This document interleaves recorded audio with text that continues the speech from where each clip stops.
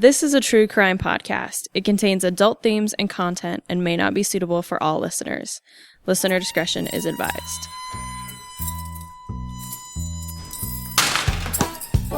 When a guard would stop and talk to you, you used to stand back and you would yell so people could hear what you were saying to that guard as they walked by or within the vicinity. But he knew what a convict was going to do before they thought of it themselves. He just been around that long, and he was tough. They'd find Sprocky in about every conceivable place you could imagine, which we would, of course, dump. They'd wait until everybody was locked up, and he would open his door and run down to cell one and get a bugler can full of Sprocky and take it back to his cells. She had a kind of a hypnotic power. There were a great many wild cats around the penitentiary, and most people couldn't get near them. But she would stand in the doorway of the cell house and say, "Kitty, kitty, kitty," and those cats would go to her. All right, well, welcome, ladies and gentlemen, to Stool Pigeon Saturday. Today we have a very special guest, the grandson of Nathaniel Gardner, who we spoke about earlier this week. Curtis Nixon on the line with us. Yes. Yeah. Curtis, it's so nice to have you here. Thank you. I'm very honored to be your guys' guest. We love listening to your podcast. It's really interesting, and I think what you guys are doing is really awesome.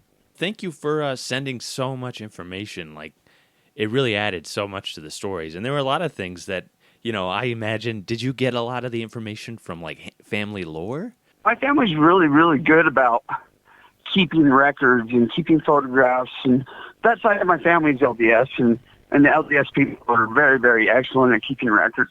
And we have a lot of original photographs. I don't know if I sent to one of my grandpa standing outside the prison the day he got released, but we actually have the original that was taken, and you can actually see the walls of the women's ward behind him in that photograph. That's so cool.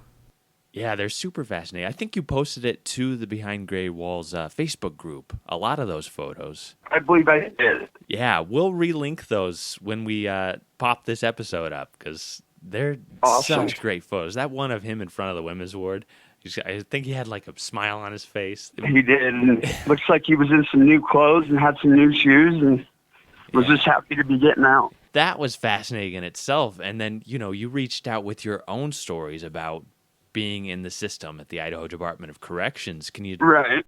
When I was 17 years old, I made a bad decision, and I committed an armed robbery, and I had to take the consequences. And part of that was prison. They decided that since I was committing an adult crime, that I could take an adult sentence. You know. Yeah. And so they sentenced me to 3 and 7, and that's when my journey through the system began. Wow, so 17, were you in school and everything? And Yep.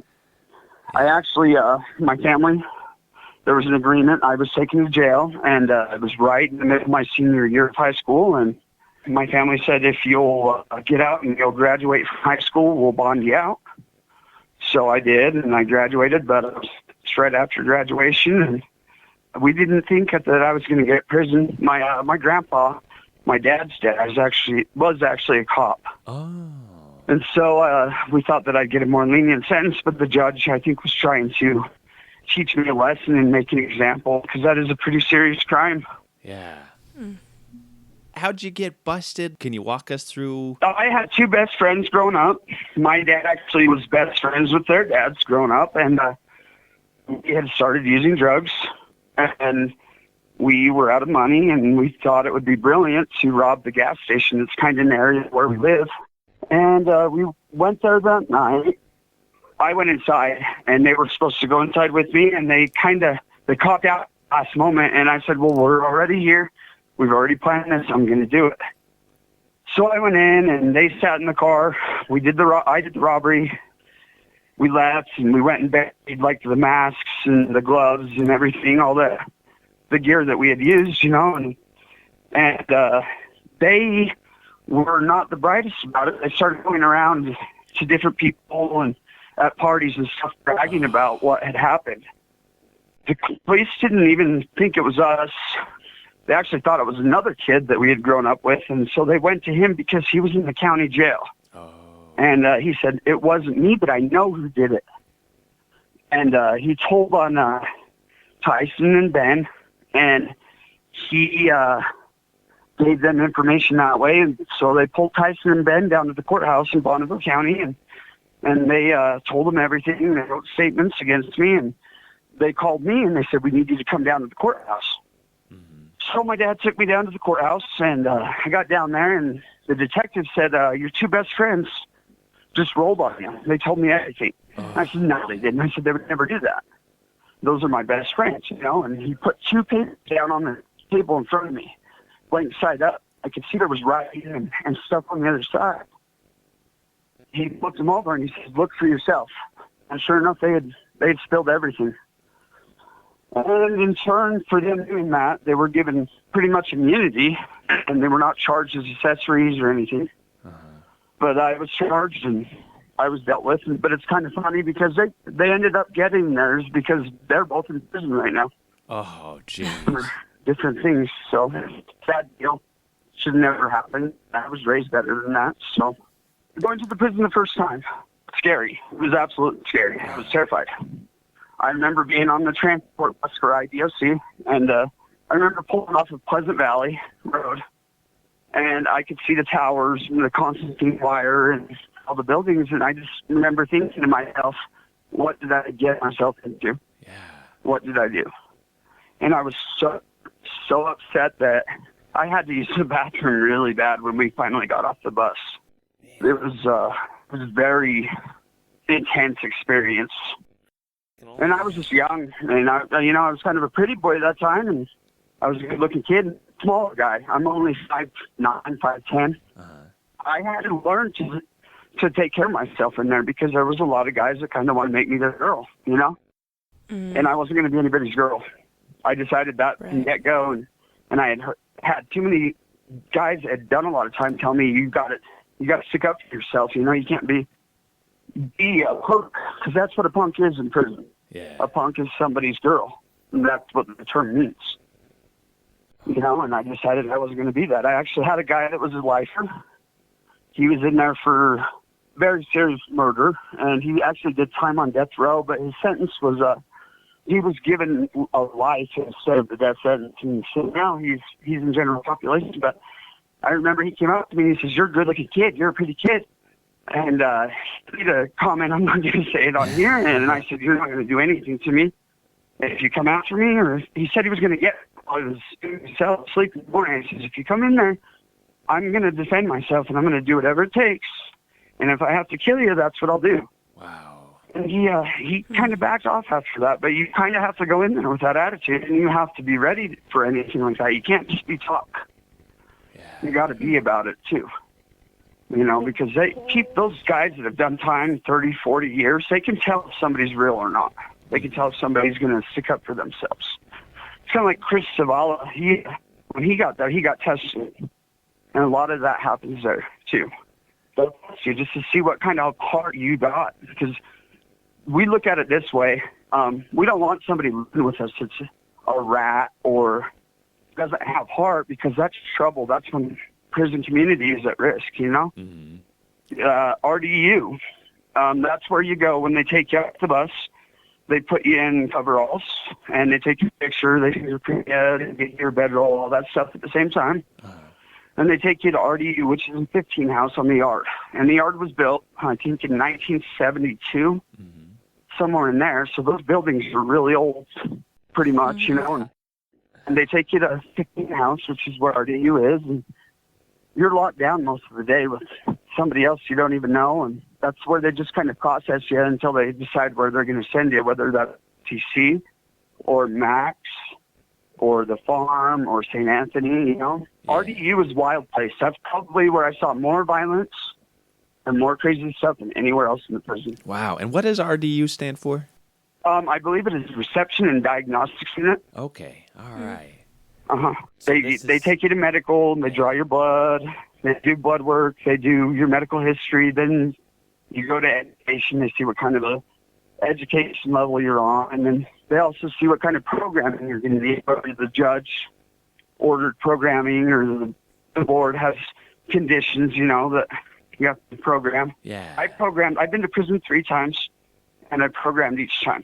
A lot of mine are violent crimes, and so I did a lot of the anger management programs and cognitive self-change, those kind of things.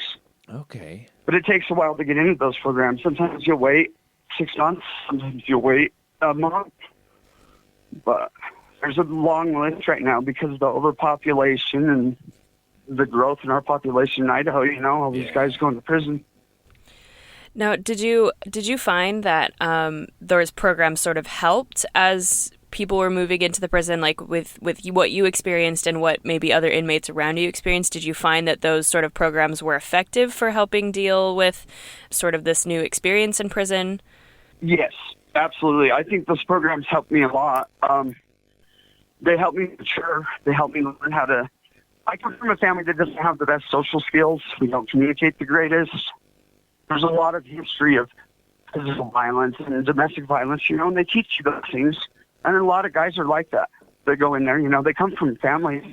They have a history. And that's why I think there's so much conflict in prison is because nobody knows how to communicate.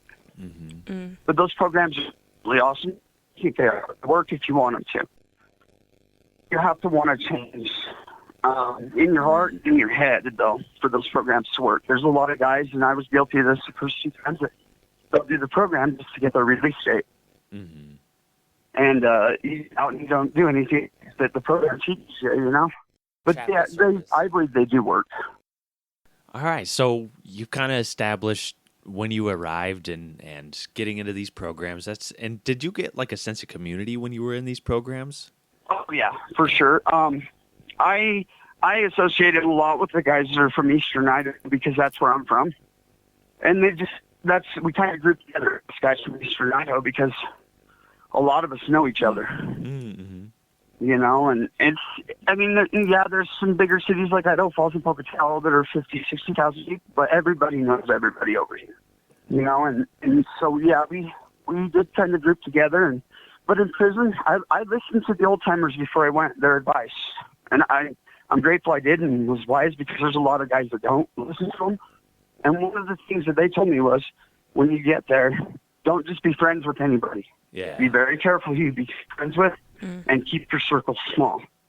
I mostly grouped with guys that I'd known a long time, that I'd grown up with. After you kind of went through RDU, did you get to choose your cellie or anything? Oh, no. You don't get to choose your cellie at all. In fact, actually, I had an incident there. I live by the old school con code, and I won't live with a sex offender in prison. I absolutely refuse to live with a sex offender or a snitch, Mm-hmm. And one of the first guys they were going to put me in with was a sex offender.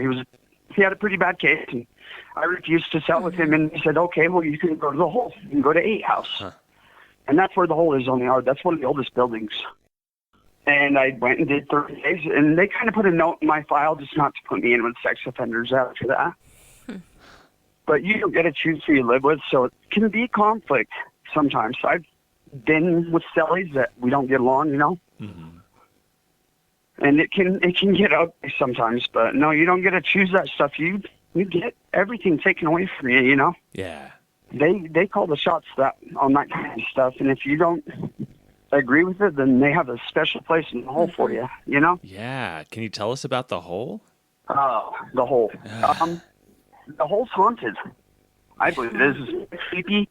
I believe for a while they had death row in a house, and it's concrete slabs for your beds. You got a little kind of desk in there. You got your toilet and sink. There's one light bulb. You get a golf pencil, paper. You are put into orange scrubs, and you get a blanket and sheets. You're lucky if you get an old 40-year-old paperback book, Yeah. It took me 3 days one time to get a pencil sharpened.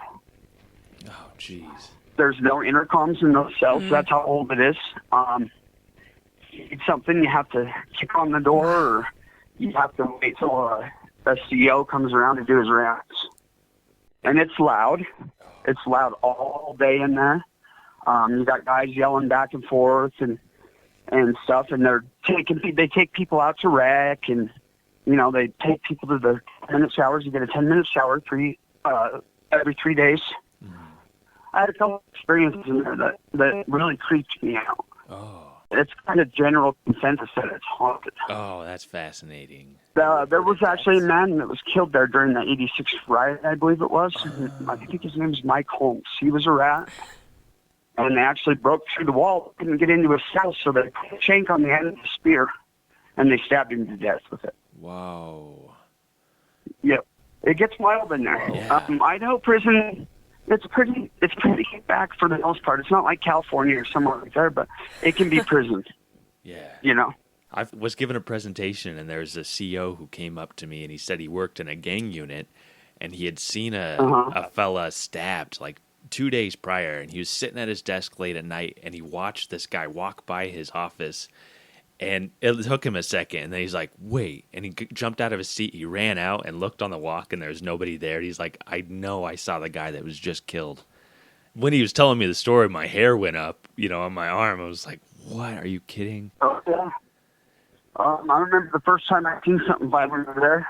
It's weird when you see it. You get a weird, rush through your body. You get really weak, and it really is kind of, in a way, it's traumatic, especially for somebody that's as young as I was when I went the first time. My first time out on the breezeway on the yard, after I had been through RDU and I got in my bed, I was walking down the breezeway with a friend, and all of a sudden, probably two people in front of us, these three guys jumped a guy, and they beat him bad. His face was purple when they hauled him off afterwards, and it was because he had been a gang member, and for some reason they had told him, you're done, and go north to Reno and don't come back to the yard or ICC. Idea, he made a mistake, and they sent him back to the yard after he'd been to Orfino, and he was walking down the breezeway, and they got him. Yep, they'll get you. I mean, you can't, even if they put you into protective custody, they'll find a way to get you if they want you. Wow. There's much respect for the gangs. I don't cause them problems. A lot of them are good guys just because they're gang members, I mean, they're horrible guys, but they run the prisons. They run the prison, not the COs. Yeah, so how prolific is the gang activity in, IDOC? It's very, very... It's very prominent in the system. You got so many different gangs over there that, I mean, there's a lot of gang members in prison. Are they all sort of racially based? You got the Mexicans, the northern Mexicans and the southern Mexicans, and you got, I'm not going to say the other ones, they don't like it when people say their names, but we call them 3 letters and 2 letters.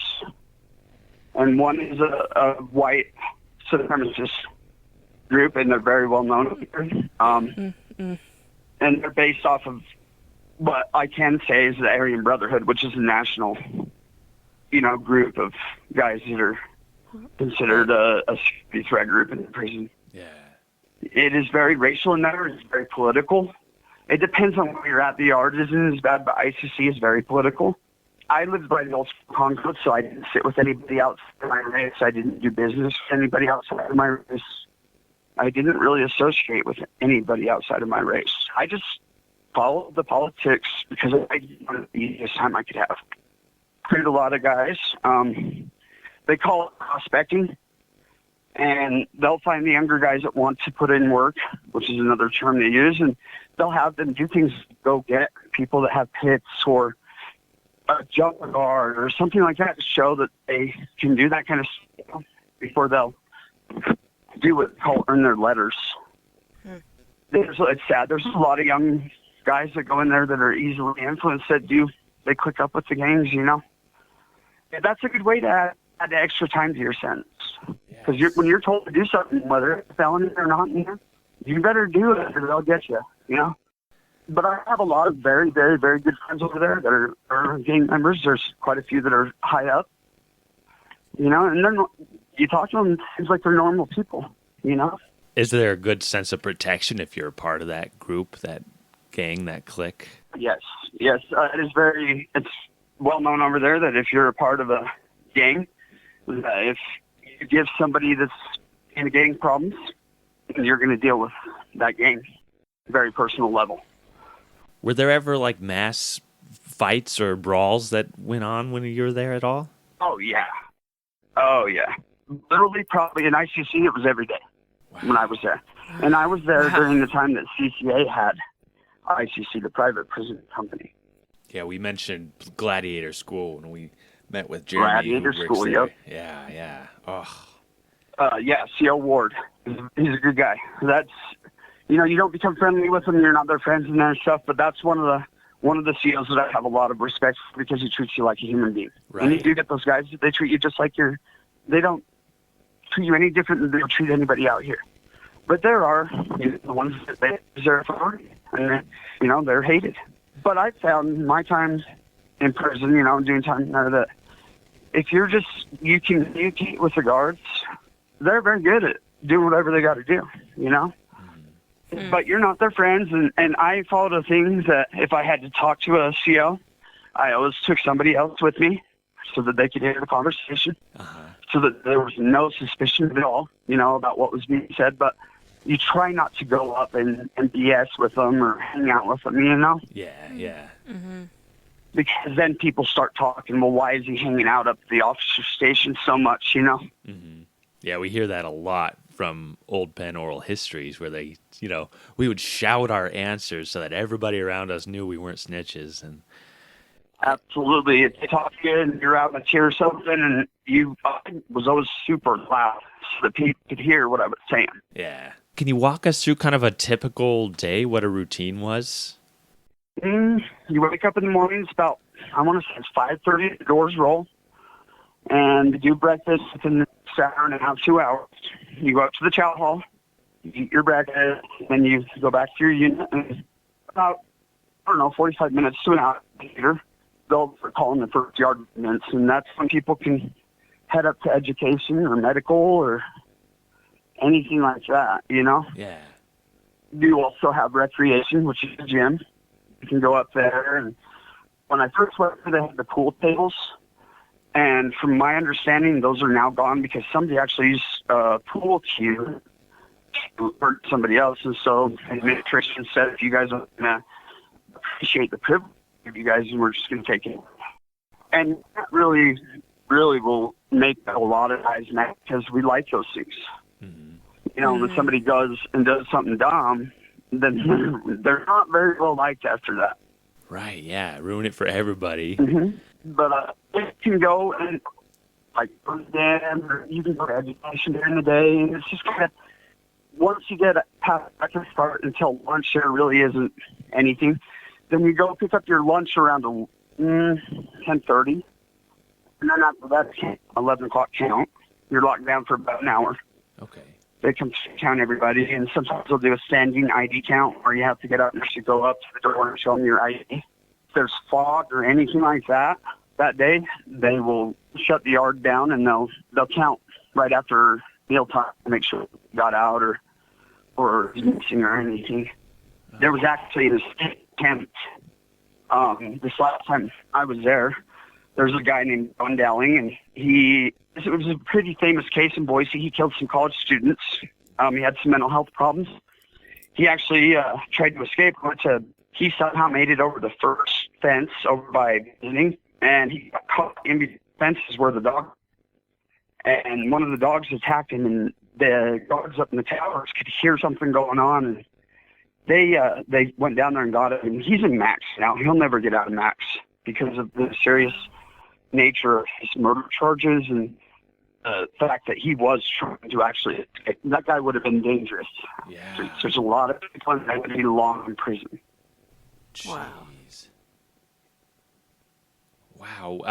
Were there any other escape attempts while you were there? Not that I know of. That was the only one. Would it But be I'm sure there's a lot. There was a guy while I was there. His name's Ted Dickey. And he actually did time in the Old Penitentiary for killing a little girl. And he escaped like 6 different times, if I'm correct. Yeah. From the Old Penitentiary and from the yard. There's just some guys that are brilliant that way. They'll find a way out if they're that desperate, and there's a lot of guys that they have nothing but time. Was that something, did you ever discuss it? Like, I wonder if I could get out this way, or was that not even a question? I had thoughts about it. I did think about it a lot, but I also was parole eligible every time. Yeah. And I had to agree with family and loved ones and the girls that I was with at the time, that I was going to do my program and go home, but that thought's always there, of course, Yeah. I imagine if I was given a little sentence, I'm the type would probably figure a way to get out. Yeah. I just couldn't spend my whole life in there. Those lifers, they're some really strong individuals, willpower-wise. There's a lot of them, that's their life, and there's a lot of them, they make the best of it, and they just live life. It doesn't bother them, their life, so they just make the best of it. Yeah. There was a murder this time I was there. There was a guy that was beat to death in his cell. He had threatened his cellie, who was in there for killing his kids, and they were not getting along. And his he did him that night. That was in Ken House, which was in the unit right next to where I was at. When you walk into those places, you can feel that energy, There's a very strong energy in prison. Yeah, I can. That you don't. It's a kind of energy you just don't feel anywhere else. Yeah. It's kind of like you're in your own little world. How do you deal with emotions? Like, I feel like you don't can't. show emotions. Yeah, you don't show them at all. Mm-mm. If I cried, I did it in the shower, or I did it in the nighttime when I was asleep and nobody could see. Yeah, if you do and you're crying or you're whining or you're real emotional, then the guys label you a bitch. Basically, excuse my language, but that's what they call it, Right. Yeah, yeah. And then people kind of shun you, I didn't really talk about my personal emotions or anything because I didn't want anybody to be able to take that, use it against me to manipulate me. Right. A lot of guys will do. Wow. I don't talk about my family in there, people.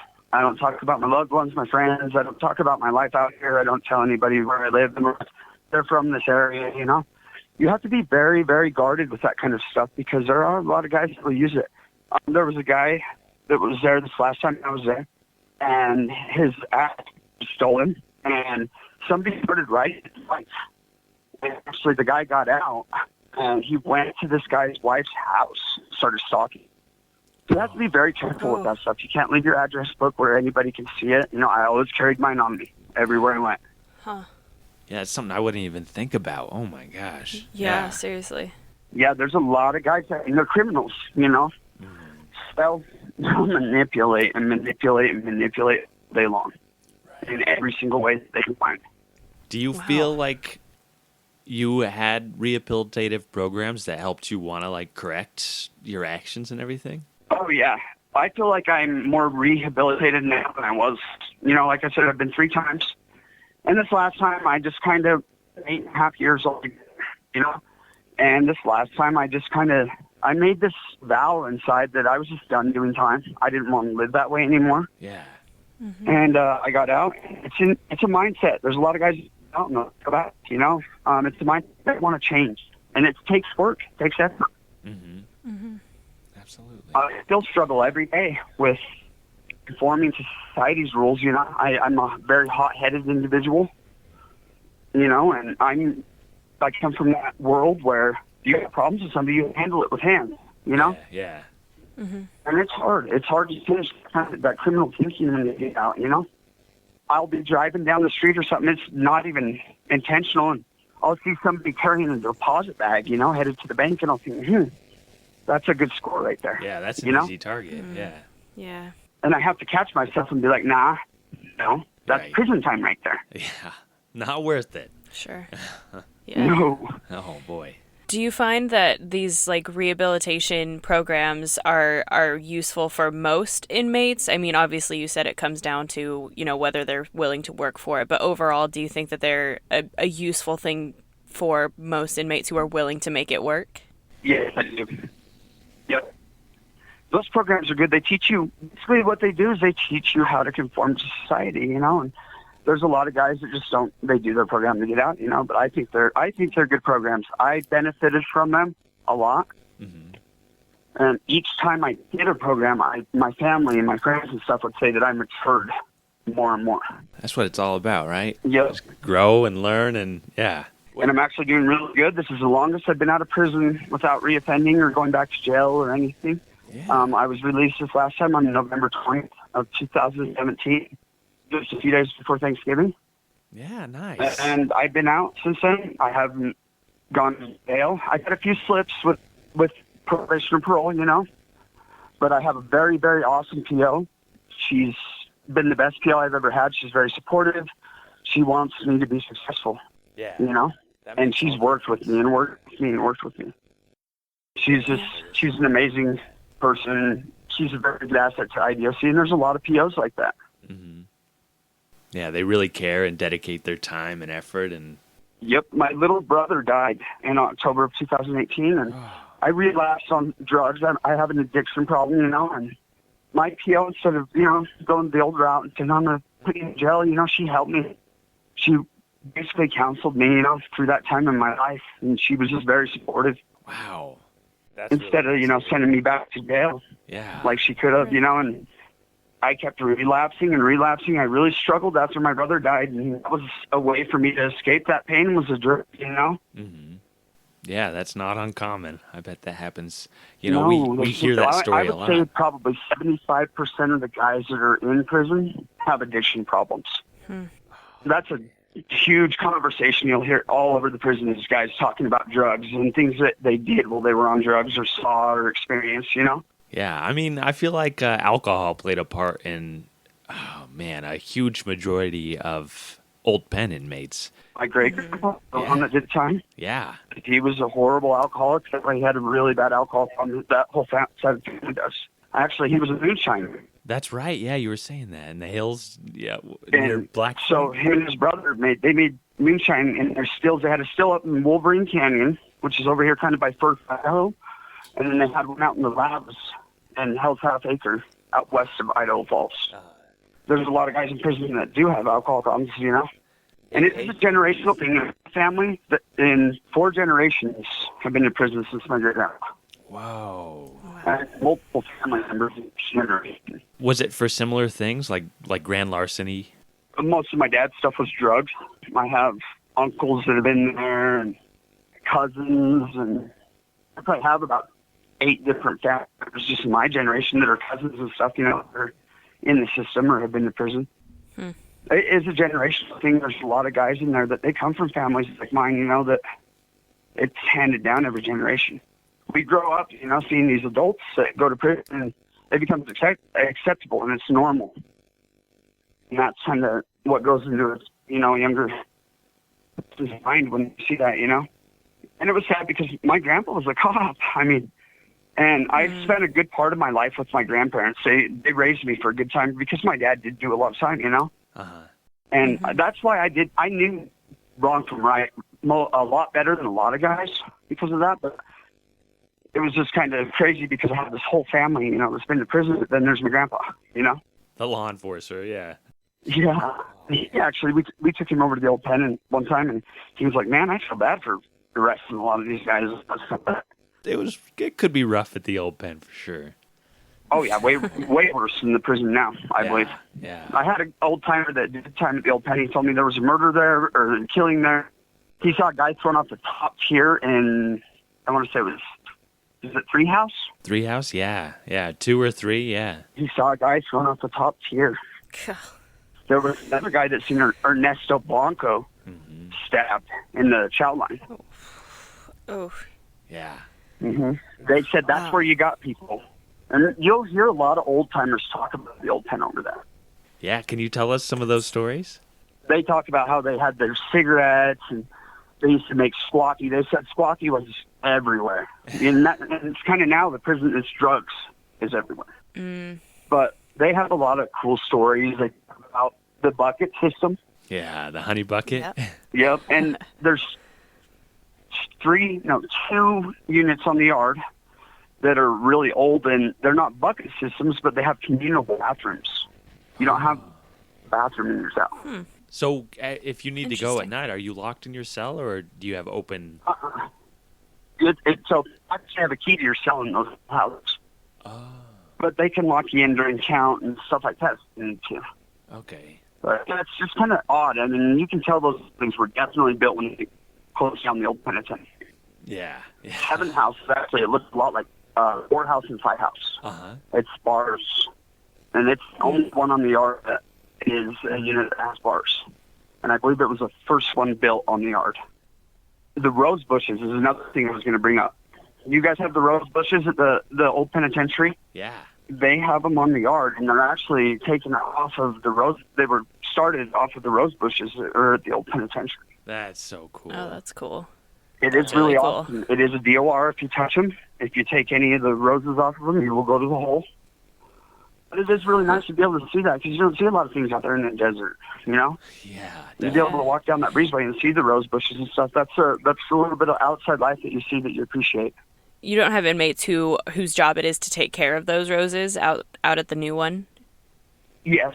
They're actually on what they call the yard crew, and they mow the lawns. Okay. And they do the gardening, and they're basically trustees. You have to have some trust with the administration, you know, to get jobs like that. I was tier janitor. I worked in the kitchen. I worked in education for a while. But yes, there's the yard crew, and they go out and they shovel snow in the winter. Like I said, they mow the lawns, and a lot of guys will take advantage of that because it makes your time go by faster. Yeah, definitely. And you get paid for it a little bit. Okay, I was going to say, what was your compensation like? 22 cents an hour. Oh, nice. Okay. And Yeah, and if you have restitution or anything like that, then it goes to that. The state is very strict about that. Can you talk about commissary and like what they had available? Oh, commissary.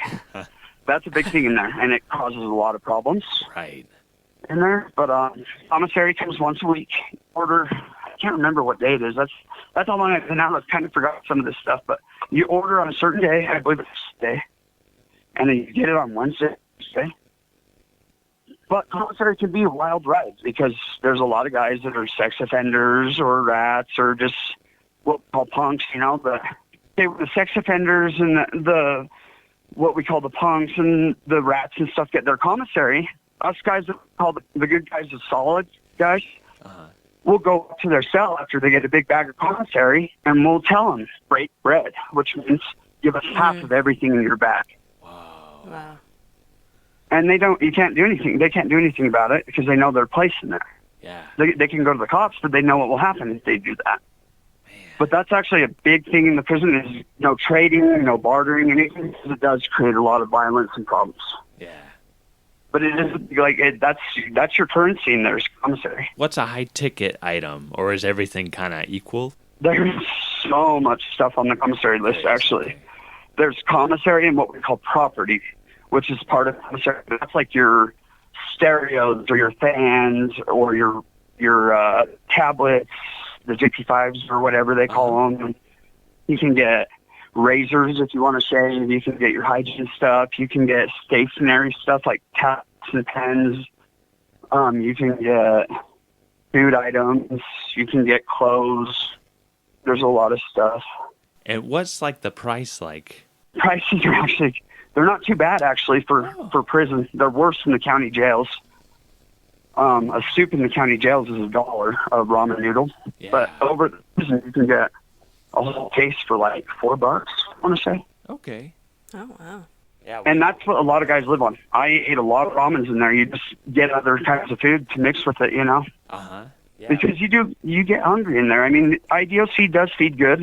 It's decent food. I don't think it's bad food. You get fed a lot of it, but you still get hungry, you know? Would it change every day? Would you have like lasagna one day, baked potato the next day, sort of thing? Oh, okay. yeah. They have a month-long menu. Okay. It's something different for dinner every night. And the food isn't too bad. I can't eat spaghetti anymore, though, because the spaghetti over there is just horrible. The only spaghetti I eat now is my wife's. Yeah. But, yeah, there's a lot of food for me because of the jail food is worse. Bonneville County jail food it's absolutely disgusting. It's nothing but filler. Now I have charges in Jefferson County, which is Rigby, and that jail, that food is amazing. It's all Cisco food. I worked in the kitchen there, and I mean it's all really good food. The Bonneville County is horrible. Portions are really small in Bonneville County. Can you talk about the difference between the county jails and IDOC? Yeah, county jails is a lot more restricted. because you have, it's a jail, it's just a detention center. There's a lot of things you can have in jail that you can have in prison.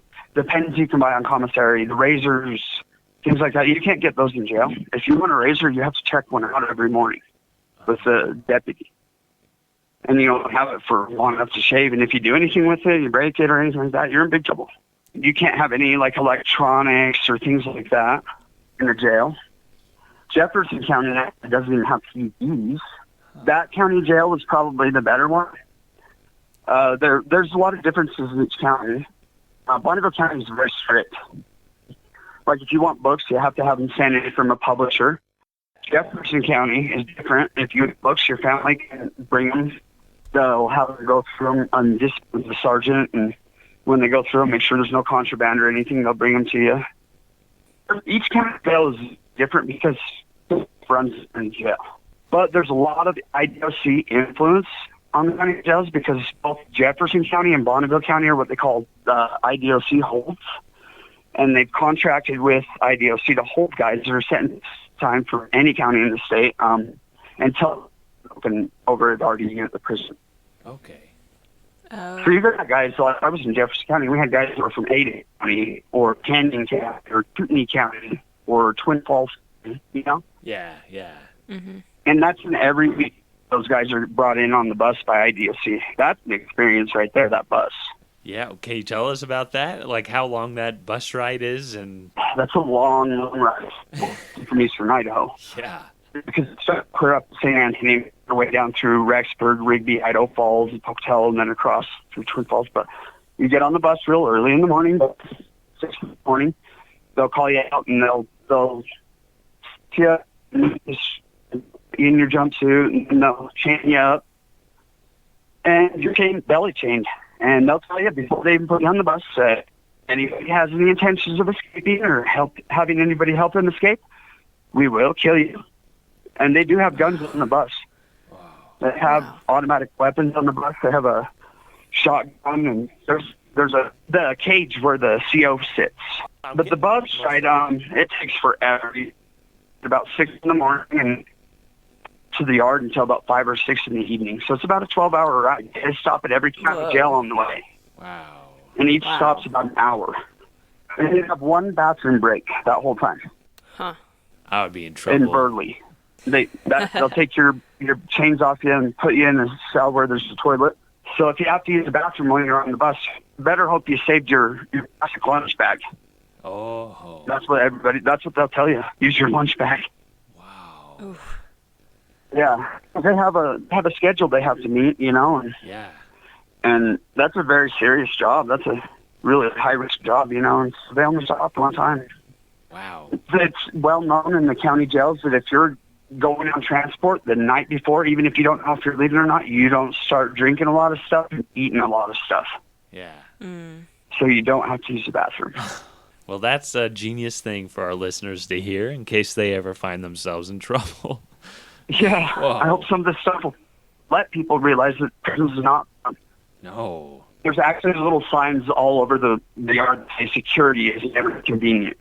Right. We find that just in regular society, too. Security is like, oh, man, going to the airport, what a drag. But it's important. It's good to have. You've mentioned sort of this, old school con code. Can you list, sort of what the basis of that old con code is?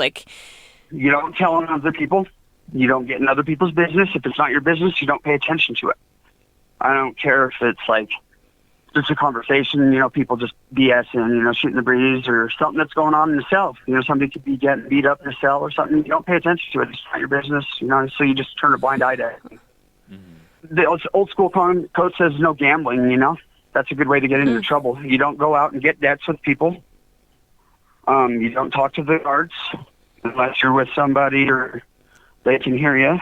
You don't associate with rats or sex offenders. Mm-hmm. Or anybody that's got kind of bad, like somebody that has beaten a woman or something like that. Because those people are weak to us. So you don't lie. You be about it. Like if you have a problem with somebody, you go to that person, directly, and you have to handle that, which is what they call it. And then you handle it with them. You don't back down. If you say you're going to fight somebody, you fight them, and you don't let anybody disrespect you. Never. You just have to stand up for yourself. But I like the old school con code. There's a lot of guys that don't even live by it anymore, and the older generation hates the younger generations because of it. Huh. But I have so much respect for those old timers like Chris, you know, that have done a lot of time, that they were wise. I mean, they know what they're talking about. And there's a reason that they live by that code. And so I figured, I mean, there's a reason there's that code. And if I want to have easiest, smoothest time I can have, I'm going to follow that code. Wow. Yep. Oh, no stealing. No stealing. You never steal. I've seen a lot of people get beat up and hurt and things for stealing. If you're going to take something from somebody, you take it directly from their face.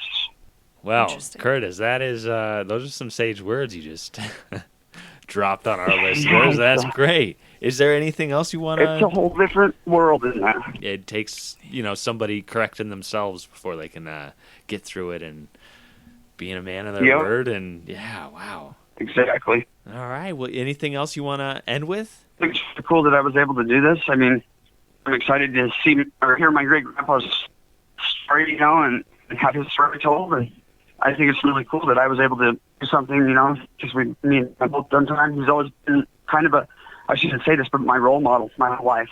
Yeah. And I have a lot of similarities to him. I look like him very much, and so I've always been intrigued by him, and I just think it's cool I got to do this. Well, I appreciate everything you shared with me, and all those newspaper clips. There were things that I couldn't find, so it was great that you sent that to me. I appreciate you guys doing this. I was curious. Do you ride horses? Do you work out and do any of that ranch? I am a cowboy. I have done a lot of cowboying. I come from a family that is big on horses and known around here, has a very good reputation for being really excellent riders and horsemen. Yeah. I've been on horseback since I was a baby. Oh, my gosh. I mean, literally since I was a baby. That sounds just like Nathaniel. Yep, my great-grandpa, he has a reputation even to this day as being one of the excellent horseback riders in history of this area. Yeah. He actually trained movies for horses for movies, and he was very good at. They had the horse pulls back in the day, and track now, and he had teams of horses. He was undefeated for a lot of years. Mm-hmm. Nobody could outpull him. His horses could pull more weight and were faster than a lot of teams. Eastern Idaho is very big ranching community and farming community. There's a lot of horseback stuff, and there's still a lot of ranches over here that do all their work off horseback, which is how I've always done mine. I love that you still have that connection to him. It's awesome. I love it. It's the greatest way to make a living, but it's the greatest way to live. Yeah, I still can't believe that, how he died, riding that horse is just... How many people can say that their grandpa died on horseback? True cowboy, Right. Yeah. Yeah, he actually did have a massive heart attack. They were moving cattle for the year up to this mountains, up the Graves Lake area. And he had just gotten on his horse. Hadn't been on the horse in about 2 years because he had had heart problems, and the doctor told him to basically sit in a chair. He wanted to go help move the cattle to the summer ranch, and he said, absolutely. I guess he got out there on the horse, and he was super excited. They said he was smiling big, and he spurred the horse, and it reared up, and he took off over the hill on a dead run, and when everybody else got over the hill, he was on the ground dead, and the horse was standing there. Wow. And the doctor said he had died of a happy heart. He got so excited, his heart had actually burst. Wow. And that's exactly how that man would have wanted to go. I'm so happy to share his story. Thank you so much for being on this. In our first season, we interviewed a CO, and so it's sort of nice to get the other side of that, really get a full understanding of what incarceration is like in modern day, because we talk so much about what it was like earlier, and it sounds similar in so many ways, but also different in so many ways as well. So I really appreciate you coming on the show to talk to us. I'm really honored to be a guest, to be able to do this. I think it's really awesome. And thank you, everybody who's listened to this whole thing. I know it's kind of difficult trying to record through a telephone audio, so it's not the best audio we can get, but hopefully next time Curtis passes through Boise, we can sit down and get a nice, clear recording there. Absolutely. I actually I'm moving to Montana soon, but I would like to go back over to the old penitentiary to meet you guys, and I would like to be taken on a tour by one of you guys. Yeah. To hear the stories. I've never been on a guided tour over there. I would like to see that, and see what my great-grandpa went through, what his time was like. Yeah, it's on the table. Just let me know when you're coming through, man. We will do that. It would be awesome. I still haven't brought my wife there. She's from Montana, so she's been to the old Deer Lodge prison, but she hasn't been to the old penitentiary, Boise. So fascinating. All right. Well, hey, I think we can wrap this up. If I were to say do your own time, how would you respond?